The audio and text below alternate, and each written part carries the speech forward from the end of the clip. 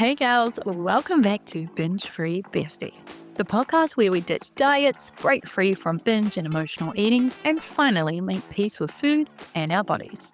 I'm your host, Nick Garbedia. I'm a registered therapist who's been there herself. Binge eating, body shame, the whole exhausting cycle. I know it inside out. But here's the good news. Food freedom is totally possible, and my food freedom method is how you will get there. Every week on the potty, I'm going to be sharing real evidence-based tools from my therapy practice and my own recovery to help you to break up with binge and emotional eating and build a calmer, more empowered relationship with food. So, if you're done with the diet cycle and you're ready to reclaim your energy, your confidence, and your life, then you're in the right place. Hey besties, welcome back to the podcast. I hope you've all had a beautiful week. So let's talk about something that I think isn't really touched on enough. And that is, if you are a high-performing, badass woman, you're smashing it in all areas of your life, but maybe food is your dirty little secret. Maybe food is the thing that you struggle with behind closed doors. Maybe you've got some secret food rituals. So when I'm talking about being a high-performing woman or a woman who is highly successful, I'm not just meaning women who are climbing corporate ladders. I'm also referring to people like mums who are juggling school lunches and sports practice and dinner and work emails. I'm also referring to partners who carry a invisible mental load. Women who are the emotional glue in their families, or the women who are the strong ones, the reliable ones, the high functioning ones. These are all high performing women. But these women can also be the women who are stopping at the drive through on the way home from work. They can also be the women who are eating in their car before she walks in the door because that is her one moment of peace, the one moment she's getting to herself. It can also be the woman who has a stash in the back of her pantry, hidden behind the flour, or I know that one of my stashes was in the laundry, in the cupboard. Also, I had a stash in the glove box. Lots of little stashes around the place, actually. So these women can look like they've got it together on the outside, but the reality is they might have this kind of secret ritual. And I know this one intimately, and I have shared with you guys a little bit along the way about how I used to do a lot of eating in my car and hiding the rubbish. That really was me. And I thought that the problem was me because how could I possibly have my shit together in so many areas of my life? I'd be smashing it, achieving my goals, doing really well in my education, in my career. But food and my body image was something I was just consistently spiraling over and feeling like I just had no control. So if you are a high performing woman or you're a high achieving woman and you're also struggling with food, I want you to know you're definitely not alone in that. And it's actually really common. So let's talk about it, besties. Case in point, I'm going to come back to myself as an example. So I am a goal hitter. I am a hustler. I am a high performing, smart, capable woman. I can own that stuff. And I was always told as a girl that I was a smart girl. And really that put a lot of pressure on me to get the best grades, to achieve and do really well in life. So of course I went to uni, didn't really feel like I had a choice. And while I was there, I developed binge eating disorder. Once I moved into my adult life, bloomed into my adult life, moved into a career, I was in roles where I was supporting people all day. So I worked in the mental health space. I was, holding space, being calm, having to be regulated, having my professional mask on. And every day I would get in my car and I would drive home. And it wasn't a conscious decision, but every day I would pull into Burger King and I would order as many cheeseburgers as I possibly could. So however much money I had, I would buy 4 or 5, even more on all the sides, everything, as much food as I possibly could get with that coupon on the cash I had that day. And I'd drive a long way home and I would eat them as fast as I could. It was like, I wasn't tasting it. It was a very mechanical, like a task. And really, it was my ritual. It was a sense of relief, of decompression, my zone out time, my reward. I mean, it was the only time of day that I had to myself. I was supporting people all day. And then, of course, I'd come home and support my home and my partner. So this was only all I had. But it was also my shame and my secrets, my guilt, the part of myself that I absolutely bloody hated and desperately wanted to change. I mean, the things I would do is I would take this rubbish and I would hide them in the glove box, as I said, or I'd put them in my neighbor's bin, or I'd burn them, or I'd go to the park and put them in the bin there on the way back. And I did that every day for a few years. And it's shameful to say, well, I don't hold any shame now, but at the time I felt ashamed because I had a secret credit card that was paying for this food. And we were skint. Like, we didn't have any money for groceries. And I was going on these binge hauls and spending money I didn't have. So I was incredibly confused why on earth I would do that when I was so disciplined in other areas of my life. How on earth could I be studying my master's, building a career, hitting goals, showing up for people, but I couldn't control myself from frickin' burgers? It was ridiculous. It felt ridiculous. And it didn't make any sense to me. So, of course, the solution I thought was, well, the problem's me then. And I know that if you're listening, you might be feeling that way too. Maybe you have patterns. Maybe you're doing some of these same behaviors too. So let's unpack why this is happening, because you may feel like I did and feel like it is a you problem, but it's not. So let's talk about more of the women that I support, right? These women are not lazy women. They are not chaotic, not in all areas of their life, just the food. And they're not lacking willpower. I mean, they are high performing women. They are kicking ass. They are perfectionistic. Yeah. They are responsible. They are driven. They are very achievement orientated. They're usually very deeply self critical, and they're used to carrying things on their own. And as I said before, it's not just applying to people who are like CEO boss babes. Of course, it does. I have a lot of CEO boss babes that I support. But these traits and behaviors also apply to mums who like run households, and they're running their households like projects, right? And it applies to women who also wake up at 5 a.m. to work out before they have to get the kids out the door and, all of that chaos. Or it applies to women who are meal prepping in the weekends and then they're answering emails in the night. They're remembering birthdays, they're paying bills, they're managing family emotions. So high performance, maintaining all of that stuff is not just about being in corporate. It's also about emotional labor too. And if you just think about it, if you're on all day long, managing all of this kind of stuff, constantly being in tune to the environment and reacting, then your nervous system is going to pay for it. So here is what is happening neurologically.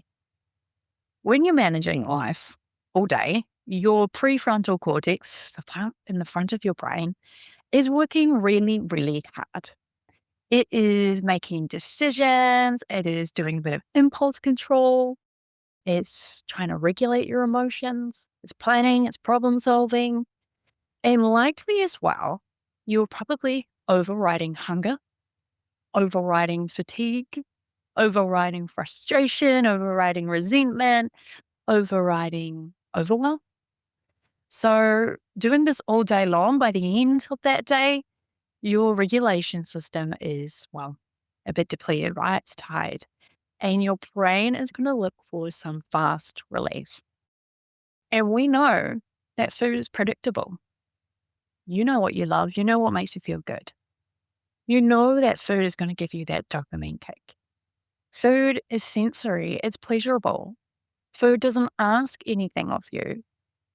So, no, it is not that you're not trying hard enough or you're not doing a good job at controlling this urge to eat. It's likely that your nervous system is just done performing and it wants some safety, and it wants some calm, and it wants some relief. I hope that makes sense. How about we paint a scene, right? And this is a scene that I hear every week. So scenes like a mum who's eating toast over the sink at 10 o'clock after everyone else has gone to bed because she can finally drop down. Or the woman hiding chocolate in the back of the freezer because no one's going to find it there, and she knows that it's there. It's like her safety blanket. Or like me, keeping food in your glove box so that you can eat it before you get home where no one can see you. Or eating in the supermarket car park. You've done the groceries, you're about to head home. You want to keep these things for yourself because you know that they'll make you feel good. They give you, again, that drop, that calm. Maybe you have a binge drawer. Maybe you have a binge cupboard. So this is a really common one, actually. A place in the home that no one else is allowed to either know about or they can't open it. And it's filled with those things that it's kind of like an emergency first aid kit, filled up with your snacks, there for when you need them. So you do get a sense of relief and you can zone out when you're eating food. And when you can go into this autopilot mode and stop constantly reacting to everything and you're working your way through a never ending task list, why wouldn't you want that? Food does give you a break. It does give you that dopamine kick. And then the problem is, though, we come out of this haze or someone catches you and you get hit by a shame wave.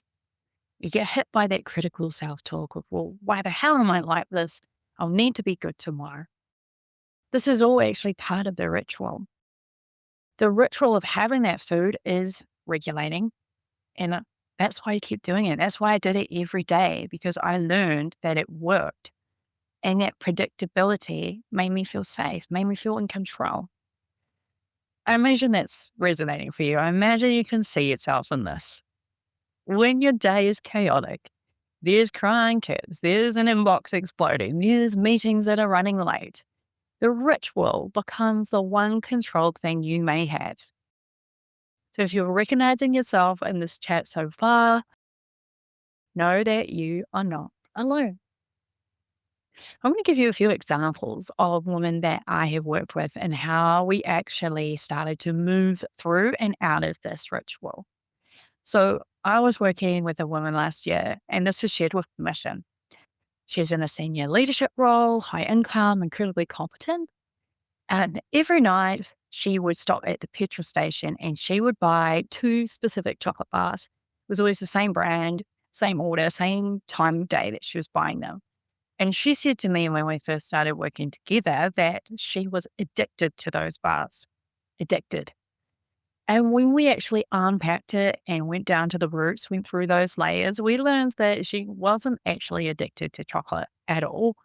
It was the nervous system drop, that relief that she was looking for. So what we did was we built a bit of a decompression ritual for her before she left work. So 10 minutes in her car before she started driving off, breathing, music, no phone, no more emails, and just making a bit more of an intentional transition into the next part of her day. And we also worked on reducing food restriction. So she's so busy at work and tending to her tasks and tending to everyone else that she was quite regularly skipping her lunch, or she would push it out really quite far into the day. So it also then made sense that the chocolate was actually just her body looking for that quick balance, that quick bit of nourishment that sugar hit, right? And so when she wove in those kind of pause moments on her way home and actually started eating, the binges reduced. And it wasn't because she was trying harder than before. She'd been trying several months on her own to stop this chocolate habit on the way home. When she did these two things, eating regularly and having that decompression time, her nervous system magically stopped crashing. So I think the most powerful thing I see inside my breakup community is women who are sharing these stories, right? you've got a space to share these stories with me. One woman will say, hey, I'm hiding food in the laundry. And another one will say, oh my God, I thought I was the only one who did that. And what we know is that binge eating thrives on your secrecy. And so when you bring your food rituals into the light and are able to talk about them, they will lose some of their power over you. You're going to realize that it is not a personal defect. It is just a coping mechanism. It's okay that you've developed it, but coping mechanisms can be replaced, but they're not going to be shamed away. So here's what needs to happen, okay? First of all, I want you to know you don't need to be less ambitious. Keep being ambitious. Keep caring.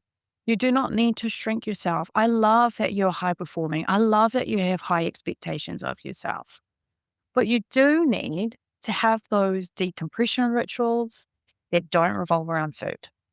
And you do need some emotional regulation skills so that you're not relying on those dopamine spikes from the food. I also want to give you permission to not have to be strong and in control all the time, and that you need to have a bit of food flexibility instead of restricting, some support instead of hyper independence. And please just remember that food cannot be your only off switch. So that's what I wanted to touch on today in our little chat. I just wanted you to know that if you are a high performing woman who is also secretly struggling with food, that little ritual that you might have developed, it's not proof that you have something wrong with you. It's just a little piece of data that you can use to say, maybe my nervous system needs a bit of relief. So the goal isn't necessarily that you need to step back from your commitments or to stop pushing for achievement. I want you to be able to build a really big, brilliant, bold, vibrant life and to want more for yourself and to push and perform and achieve. That is awesome. But the goal does need to be to build a life where you don't need secret coping mechanisms or these little rituals to be able to survive your own ambition. So if that feels personal, that's resonating, please just know you're not alone, not even close to being alone. I hope this has been helpful in just understanding another little layer of yourself. That is all from me this week. I hope you have a fab week and I will see you again next week. All right, besties, that's a wrap for today. If you want to go deeper, check out the links in my show notes. You're going to find free resources, ways we can work together, and more details on my signature program, The Breakup. This is your roadmap to help you to break free from binge and emotional eating for good. If this episode has helped you, please hit follow or subscribe so you don't miss the next one. And if you're feeling extra kind, leaving a quick review really helps this podcast to reach more women who need it. Take care of your beautiful self, bestie, and I'll see you in the next episode. Ciao.